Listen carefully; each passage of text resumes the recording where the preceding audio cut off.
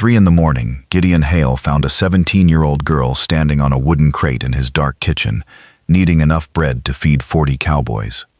Her hands were bleeding into the flour. She did not notice him at first. Her thin arms shook each time she drove her fists into the heavy dough. A single oil lamp burned beside her, throwing her shadow across the walls of the Red Creek Ranch house. Then Gideon saw the tears running down her face. "What are you doing in my kitchen?" The girl spun around. A bowl struck the floor and broke near her boots. She pressed both hands against her apron, trying to hide the blood. "Mr. Hale, please don't wake anyone." Gideon stepped into the light. At 64, he still carried the hard build of the cowboy he had once been. His white hair was rough from sleep, and an old scar crossed his right cheek. "Who are you?" "Ellie Bennett, sir. Ruth Bennett is my mother." Gideon knew Ruth. She had cleaned his house for nearly 9 years.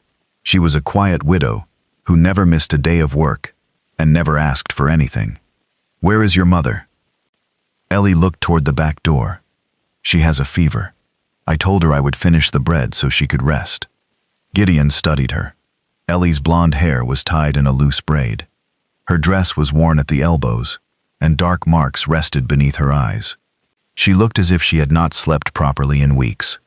"A fever does not explain why you are sneaking into my house at 3 in the morning. The ranch hands need bread before sunrise. That is not what I asked." Ellie lowered her head and began kneading again. Gideon crossed the kitchen and caught her wrist. He did not grip it hard, but she pulled away as if she expected to be struck. "Your hands are torn open. I can still work." "You should be asleep. Don't you have school tomorrow?" Her shoulders tightened. It was a small movement, but Gideon noticed it. He had survived cattle deals, card games, and gunmen by watching what people did when they did not want to answer. "Yes, sir," she whispered. Gideon looked around the kitchen. 4 bowls of dough waited on the counter. 2 flour sacks stood open beside the stove. This was not a child helping with 1 loaf. Ellie had taken over her mother's entire morning shift. Near the back door sat a worn leather school bag. A thick envelope stuck out beneath its flap. Gideon could see a red seal pressed into the paper. It belonged to the Wyoming Territorial Normal School, where young men and women trained to become teachers. Beside the bag lay an old photograph of a Union soldier. Gideon moved closer, but Ellie rushed past him and snatched up the photograph. "That belongs to my family." Her voice came out sharper than before. Gideon stared at the faded face, but Ellie covered it with her hand before he could get a clear look. "Leave the dough," he said. Her face lost what little color remained in it. "Please, sir, if the bread isn't ready, Mr. Webb will blame my mother." He already warned her about falling behind. Calvin Webb was Gideon's foreman.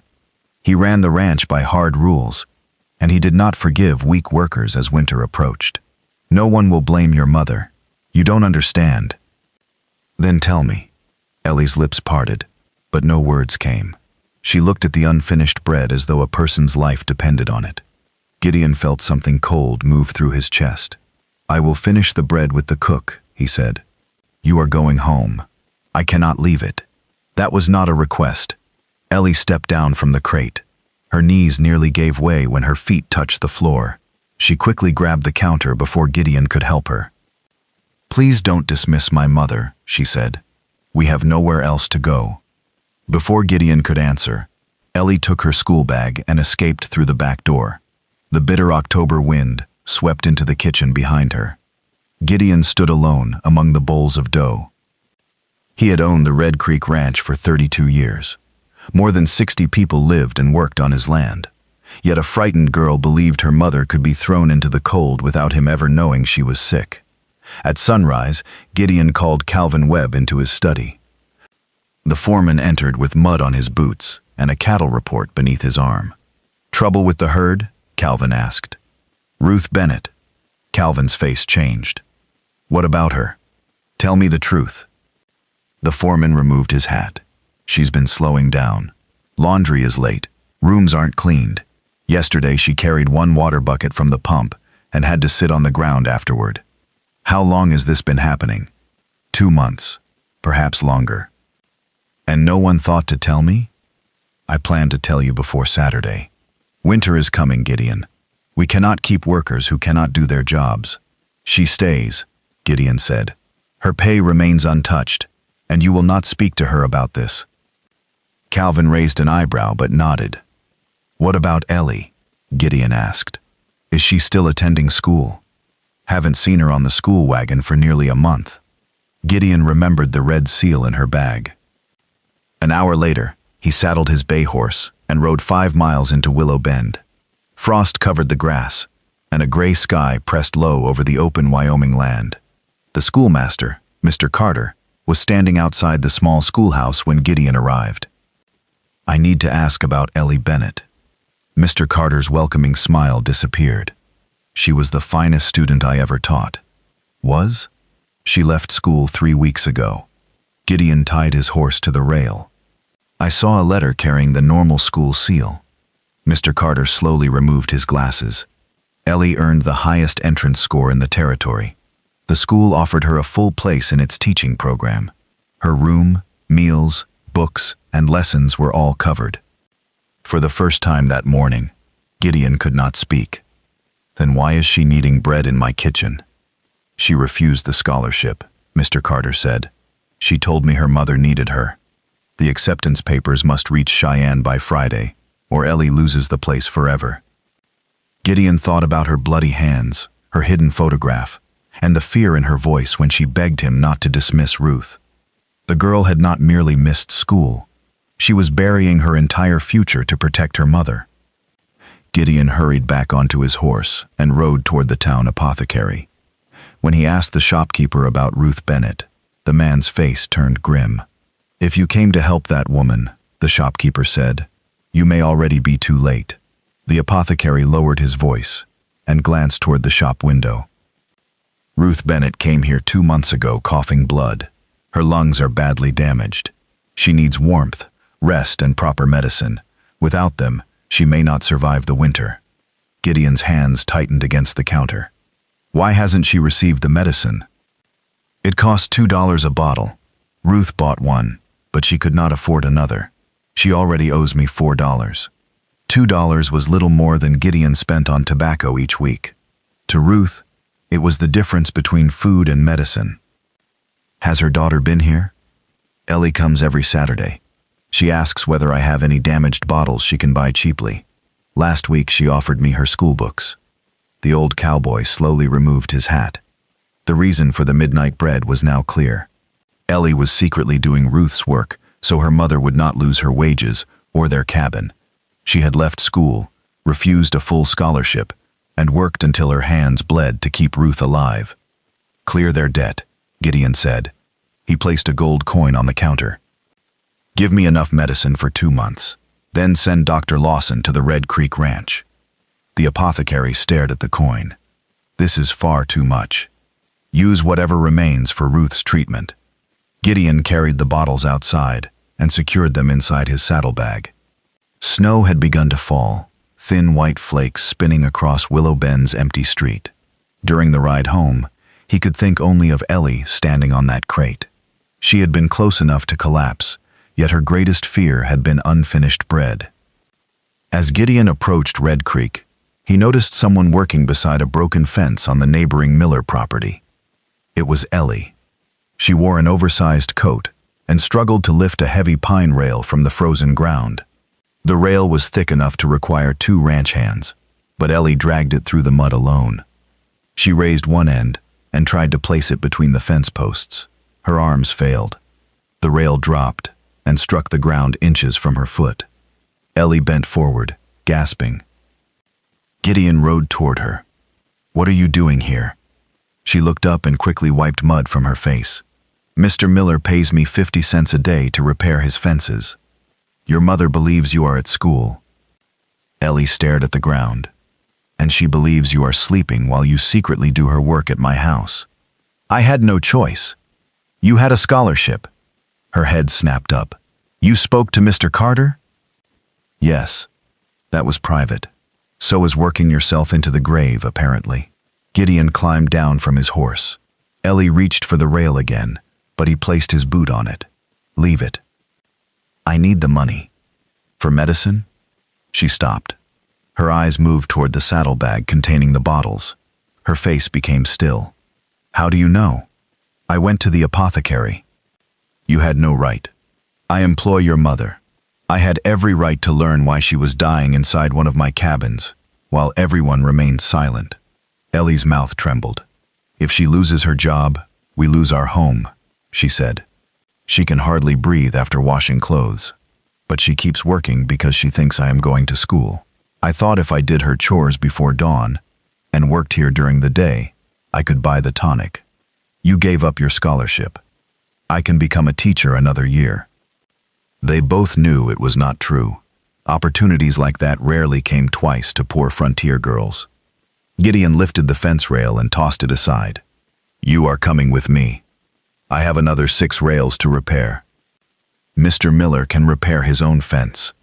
Ellie tried to argue, but her knees suddenly buckled. Gideon caught her before she struck the frozen ground. She felt frighteningly light in his arms. For one brief moment, Ellie stopped fighting. Her head rested against his coat, and a broken sound escaped her throat. I tried so hard, she whispered. I just couldn't do enough. Gideon wrapped his sheepskin coat around her and helped her onto his horse. He walked beside the animal, all the way to the small workers' cabin at Red Creek. When Ellie opened the door, a hard cough came from the bed. Ruth lay beneath 2 thin blankets. Her face was pale, and every breath shook inside her chest. A bloody cloth rested near her hand. Ellie, Ruth struggled to sit. Why aren't you at school? Ellie froze in the doorway. Gideon entered behind her, carrying the medicine. Ruth saw him and pushed herself upright. Mr. Hale, I can explain. I know my work has been poor, but if you give me another week, I will catch up. You are not returning to work. Ruth's face collapsed. Please don't take the cabin. Ellie has nowhere to go. No one is taking your home. Gideon set the bottles on the table. You are sick, Ruth. Dr. Lawson is coming. Until he says otherwise, you will rest. Ruth looked at the costly medicine. Then she looked at Ellie's muddy dress and Gideon's coat around her shoulders. What have you done? She asked her daughter. Ellie could no longer hide it. She confessed everything. The bread at 3 a.m, the fence work, the medicine debt, the missed lessons, the scholarship she had refused. Ruth covered her mouth. You gave up the normal school for me? I couldn't leave you alone. Ruth pulled Ellie against her. The two held each other beside the narrow bed, while snow tapped against the cabin window. Gideon turned away. On a small shelf, he saw the old photograph Ellie had carried in the kitchen. The same Union soldier stared back at him. This time, Gideon stepped closer. The soldier wore a torn cap. A small mark crossed his left eyebrow. One hand rested on the handle of a cavalry saber. Gideon lifted the photograph with shaking fingers. Who is this man? Ruth wiped her cheeks. My father, Caleb Bennett. The name struck Gideon harder than any fist ever had. His cane slipped from his hand and hit the floor. Ellie hurried toward him. Mr. Hale, are you all right? Gideon could barely hear her. He was no longer standing inside the poor cabin. He was back beneath black smoke on a Civil War battlefield, trapped under a dead horse while bullets cut through the dirt. He remembered a young soldier running through the gunfire. He remembered that same soldier dragging him to safety and taking a bullet meant for him. Gideon looked from Caleb's photograph to Ruth, then to Ellie's wounded hands. For 30 years, he said, I have been searching for this man's family. Ruth stared at him. Gideon held up the photograph. Your father saved my life. Ruth stared at Gideon as if the old cowboy had spoken in another language. My father never mentioned you. He may have believed I died. Gideon sat beside the small table, still holding Caleb Bennett's photograph. His thumb passed over the worn edge. It happened at Shiloh in 1862. Our unit was trapped near a peach orchard. A cannon blast killed my horse and pinned me beneath it. Men were running in every direction. I could not move, and Confederate soldiers were closing in. Ellie sat beside her mother and listened. Caleb could have escaped, Gideon continued. Instead, He ran back through the gunfire. He pulled the horse enough for me to crawl free. Then a bullet struck him in the shoulder while he dragged me toward our line. Gideon looked at the soldier's face. Before I lost consciousness, Caleb pressed his hand against my wound. He told me that if I survived, I had to make my life count. What happened to him? Ellie asked. When I woke in the field hospital, they told me Caleb had died. His name appeared on a list of fallen soldiers. I searched for his family after the war, but every letter was returned. Ruth slowly shook her head. My father survived. Another soldier with a similar name was killed. Father came home with a damaged shoulder and terrible coughing fits. He died 7 years later. Did he ever speak about Shiloh? Only once. He said he had pulled a stubborn Missouri cowboy from beneath a dead horse. He said that man was too angry to die. A rough laugh escaped Gideon, but it ended quickly. That sounds like him. For nearly 30 years, Gideon had believed the man who saved him had no living family. Now Caleb's daughter was sick in one of his cold cabins, and Caleb's granddaughter had destroyed her hands, trying to protect her. The knowledge cut deeper than shame. A wagon stopped outside. Dr. Lawson entered carrying a black medical case. He examined Ruth's chest, listened to her breathing, and studied the bloody cloth beside the bed. She has a serious illness in her lungs, the doctor said, but I do not believe it is too late. She needs medicine, warm air, good food, and complete rest. If she returns to washing clothes in cold water, she will not last until spring. She will never touch another washboard, Gideon said. Ruth looked alarmed. Mr. Hale, I cannot accept charity. I am not offering charity. Gideon stood and opened the cabin door. You and Ellie will eat dinner at the main house tonight. Bring the photograph. Ruth tried to refuse, but Gideon had already stepped into the falling snow. That evening, Ruth and Ellie entered the grand dining room of Red Creek Ranch. They had never been invited beyond the kitchen before. A fire burned in the stone hearth. Roast beef, potatoes, warm bread, and apple preserves covered the table. Ruth stopped near the doorway, uncertain whether she was truly allowed to sit there. Gideon pulled out a chair for her. Tonight, you are not my maid. You are Caleb Bennett's daughter. They ate quietly at first. Ellie kept looking at the fresh bread as if remembering her bleeding hands in the kitchen. When the plates had been cleared, Gideon placed Caleb's photograph in the center of the table. I spent most of my life trying to repay a dead man, he said. I bought land, employed veterans, and gave money to soldiers' widows. None of it ever felt like enough. You owe us nothing, Ruth said. That is not for you to decide.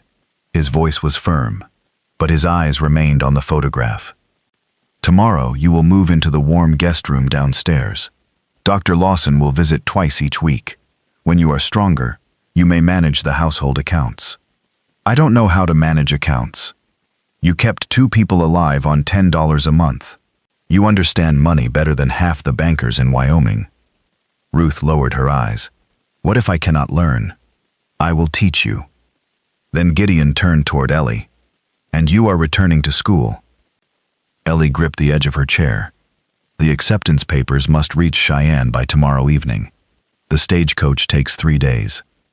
Then we will not use the stagecoach. Gideon rose.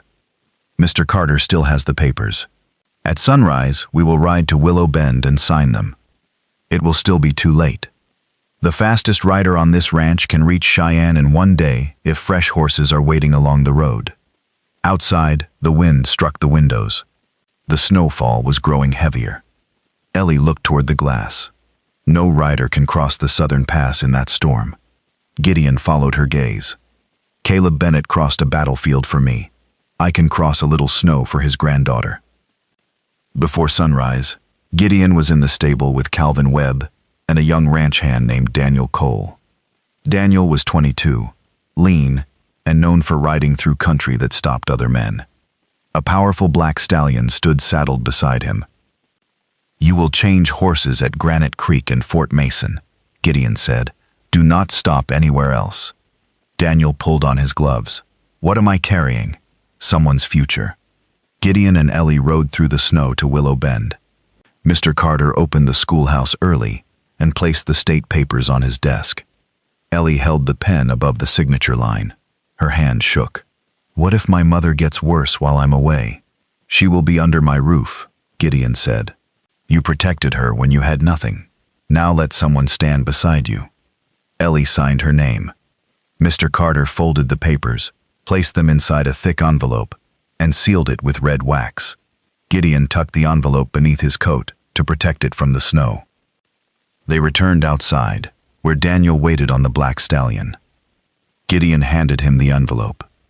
"It must reach the normal school office before 5 tomorrow evening." Daniel placed it inside his shirt. "It will get there." He drove his heels into the stallion.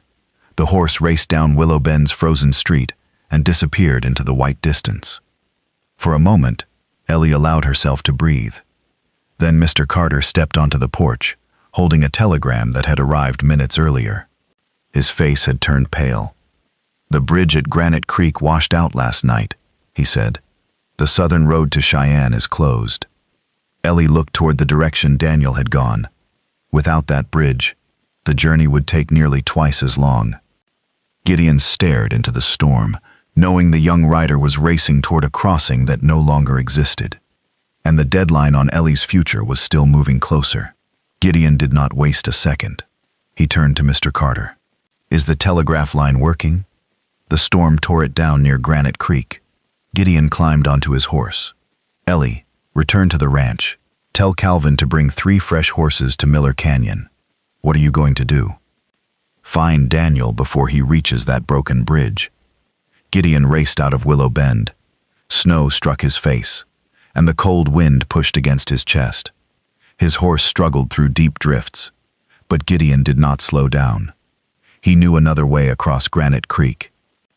20 years earlier, before the wooden bridge was built, cattlemen had used an old crossing through Miller Canyon. It was narrow and dangerous, but it could save several hours.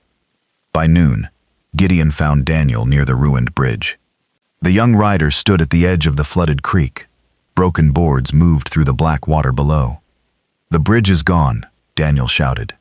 "There is another crossing 3 miles north." They followed the frozen river into the canyon. The trail became so narrow that sharp rocks scraped against their boots. Snow covered the ground, hiding holes between the stones. At last, they reached the old cattle crossing. The water was deep and fast. Daniel looked at the flooded creek. "The horses may not make it."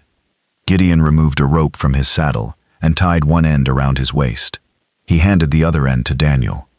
"I will cross first. Follow the same path. You are 64 years old, and I have crossed worse." Gideon guided his horse into the water. The cold current struck the animal's chest and pushed it sideways. Gideon leaned forward, keeping the horse's head pointed toward the far bank. Halfway across, the horse slipped. Gideon fell into the freezing water. The current dragged him several feet before Daniel pulled hard on the rope. Gideon found his footing and grabbed the saddle. Together, man and horse reached the opposite bank. Daniel followed. His black stallion fought the current, but remained on its feet. Gideon's clothes were soaked. His hands had turned numb, but he pulled the envelope from beneath Daniel's shirt and checked the wax seal. It was still dry. "You have 14 hours, Gideon said. "Take my horse. He is less tired." Daniel changed saddles. "What about you?" "I will return on your stallion." Daniel mounted Gideon's bay horse and looked down at him. "I will get these papers there." "I know you will." The young rider disappeared through Miller Canyon. Gideon climbed onto the black stallion, but the cold had already entered his bones. He rode slowly toward Red Creek.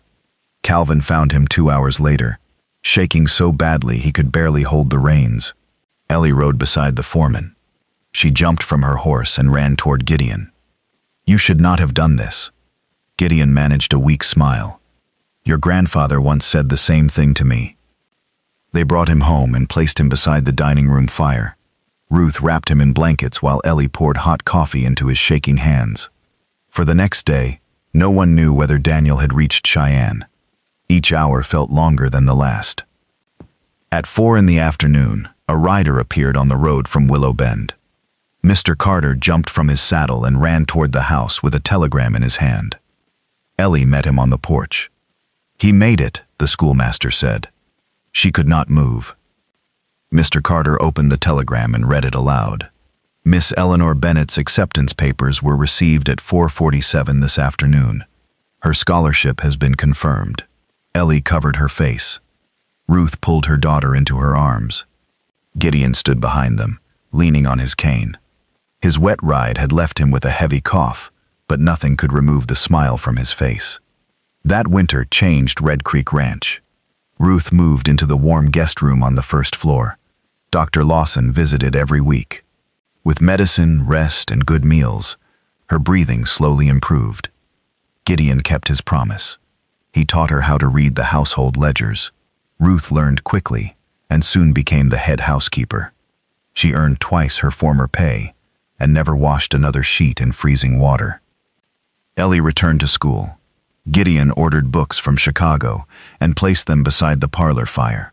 She spent the winter studying history, mathematics, and literature.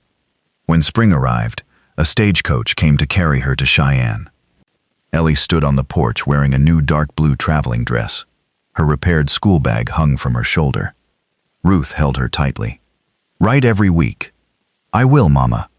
Gideon approached, carrying a small package wrapped in brown paper. Inside was Caleb Bennett's photograph, protected by a simple silver frame. "He should go with you," Gideon said. "When the work feels too difficult, remember what kind of blood runs through your veins." Ellie looked at the old soldier's face. Then she stepped forward and wrapped her arms around Gideon. The old cowboy stood stiffly at first. No one had held him that way since his wife died. Then he placed one hand against the back of Ellie's head. "You gave me back my future," she whispered. "No," Gideon said. "You fought for it. I only opened the gate." 2 years later, a wagon arrived at Red Creek Ranch on a bright summer morning. Ellie stepped down, wearing a gray dress and carrying a rolled certificate tied with a gold ribbon. She had graduated with the highest marks in her class. Ruth hurried down the steps and held her daughter. Gideon waited on the porch, his white hair shining beneath the sun. Ellie handed him the certificate. "I brought it home." Gideon read her name across the page. Miss Eleanor Bennett, certified territorial teacher. "Where will you teach?" he asked. "In Willow Bend. Mr. Carter is retiring." Gideon looked toward the distant town. "That schoolhouse needs a larger classroom." Ellie smiled. "It also needs a new roof. I suppose we should build both." That autumn, Ellie opened the new Willow Bend school. Children from ranches and poor cabins came without charge. No child was turned away because a family could not afford books. Ruth remained at Red Creek, healthy and respected. Gideon no longer ate alone. Their dinners filled the once empty house with conversation and laughter. One cold night, Gideon woke and looked at the clock. It was 3 in the morning. He listened, expecting the restless silence that had followed him for years. Instead, he heard nothing from the kitchen. No desperate hands struck dough against a wooden board. Ellie was safe in her schoolteacher's cottage. Ruth slept peacefully downstairs. Gideon placed Caleb's photograph beside his bed. "You told me to make my life count," he whispered. "I hope this was enough." He closed his eyes. For the first time in many years, the old cowboy slept until sunrise.